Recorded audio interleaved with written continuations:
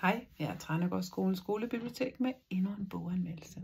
I dag vil vi gerne anmelde denne her bog. Den hedder Verdens 100 mest gådefulde dyr. Den er jo selvfølgelig skrevet af Sebastian Klein og er 5. bog i serien om 100 dyr. Lige denne her, den handler om dyr, som man faktisk er i tvivl om overhovedet har eksisteret. Fordi selvom der har været historier om dem, så har der aldrig rigtig været bevis for, at de faktisk har levet eller lever. Jeg fik lov til at læse den her for 2 drenge på 6 og 10, og de var ret vilde med historierne, som i øvrigt er lidt uhyggelige. Vores yndlingsdyr, eller yndlingsvæsen her i, som vi synes var rigtig spændende, det var mamlamboen.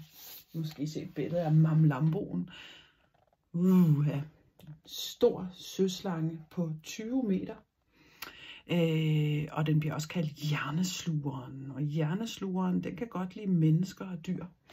Men den kan særligt godt lide bløddele fra mennesker og dyr. Så den spiser hjerne først og øjne. Så hvis man bliver fanget af sådan en, så er det hovedet, der ryger først.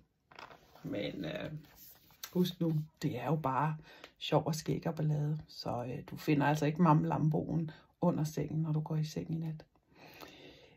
Vi vil gerne anbefale denne her. Den er virkelig, virkelig god.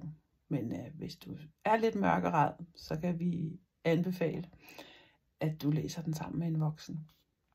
Så kan I nu have rigtig god læselyst. Vi ses.